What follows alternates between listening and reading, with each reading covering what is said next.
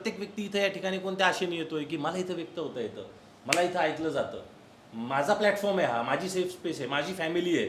तर तसं आपण ती जबाबदारीने इथं राहिलं पाहिजे. त्या जबाबदारीने आपण याला समोर गेलं पाहिजे. तर काय सांगता येतं उद्या आपल्याला काय मिळणार आहे याच्यातून, है ना? तर हे काहीतरी असं गिफ्ट आहे आपल्याला जे मिळालेलं आहे की ज्याला आपण जपलं पाहिजे. आणि तो जो सुंदर जो अनुभव आपण इथून घेऊन गेलेलो आहे, कारण भरपूर लोकांचे 4-4, 5-5 ओपन माईक झालेले आहेत. तर एक तर नक्की आहे की सातत्याने आपण तो अनुभव देत गेलेलो आहे. तर काहीतरी असं आपल्या वाट्याला आहे की ते मॅजिकल आहे, जे लोक जोडल्या जात आहेत आणि याच्यामधून काहीतरी असं भारी निर्माण होणार आहे. होऊ शकतं उद्या सिनेमा निर्माण होतील, कवितेंची पुस्तकं निर्माण होतील, सोलो शो देणारे आर्टिस्ट निर्माण होतील. आणि टॅलेंटरी फक्त कविता नाही आहेत ना, आज एक शिल्पकार आला है ना, आज एक ड्रामा डिपार्टमेंटचा एक व्यक्ती आला. तर टॅलेंट म्हणजे प्रत्येक जी आर्ट फॉर्म आहे त्याचं हे झाड आहे. बरं, झाड पण नाही आहे टॅलेंटरी, तुम्हाला वाटेल एक झाड आहे, हे फॉरेस्ट आहे.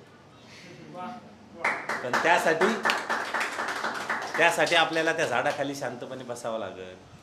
शांतपणे आपल्याला डोळे, आपण आल्यावर 10 मिनटं का डोळे बंद करतो, स्वतःला बघा. विनाकारण भगवान बुद्ध झाडाखाली बसलेले नाही आहे. त्यांच्याकडं महाल होते, सगळं होतं, काहीतरी असेल त्याच्यामध्ये बॉस, है ना. असंच नाही आहे की ध्यान आहे, असं नाही आहे. खूप काही आहे गोष्टी जगामध्ये ज्या खूप जबरदस्त आहे.